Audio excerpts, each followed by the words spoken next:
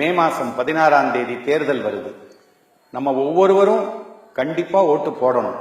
கண்டிப்பா ஓட்டு போடுவோம் இல்லையா? நமக்கு பணி செய்யறதுக்காக நம்ம பிரதிநிதிகளை தேர்ந்தெடுக்கத்தானே தேர்தல் நடத்துறோம். நம்ம எம்எல்ஏ வேலைக்கு ஒரு நல்ல ஆளா பார்த்து நியமிக்க வேண்டியது நம்ம கடமை இல்லையா? அதுக்கு ஒரு சுலபமான திட்டம் இருக்குங்க.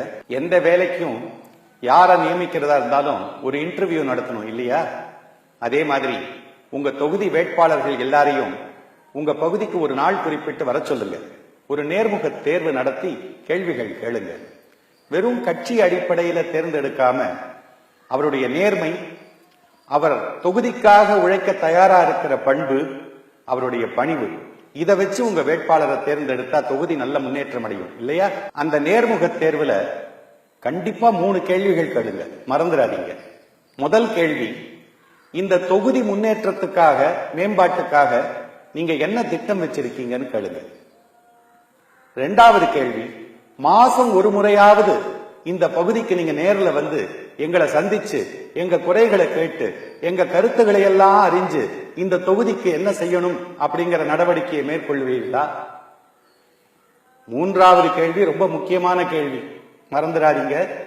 உங்க கட்சியை விட இந்த தொகுதி தான் முக்கியம், இந்த தொகுதி மக்களுடைய நலம் தான் முக்கியம், இந்த தொகுதி மக்கள் தான் உங்க முதல் தலைவர்கள் அப்படின்னுட்டு நீங்க பகிரங்கமா அறிவிக்க தயாரா? வேட்பாளர்கள் நம்ம கேள்விகளுக்கு சொல்லும் பதிலை வச்சு நம்ம அந்த வேட்பாளர்கள ஒருத்தர் பிரதிநிதியா தேர்ந்தெடுப்போம். ஆனா ஓட்டு போடுறதுக்காக பணம், பொருள், இலவசம் எதையும் வாங்கக்கூடாதுங்க. வாங்க மாட்டோம். நாம எல்லாரும் எஜமானர்கள். நமக்கு பணி செய்வதற்காக நாம நியமிக்கிற ஊழியர்கள் கிட்ட நம்ம கை நீட்டி காசு வாங்கலாமா? அது தவறு இல்லையா? அந்த தவறை நாம் செய்ய மாட்டோம்ங்கிற உறுதியோட இந்த தேர்தலை அணுகுவோம்.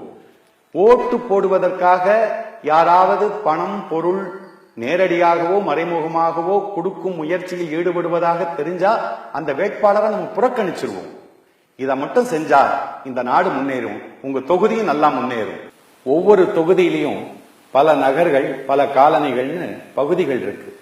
ஒவ்வொரு பகுதியிலையும் இருக்கிற இளைஞர்கள், வயசுல சொல்லல, மனசுலையும் இளைஞர்களாக இருக்கின்ற சமூக அக்கறை உள்ளவர்கள் இந்த செய்தியை உங்க பகுதியில பரவலா பரவச் செய்யுங்க.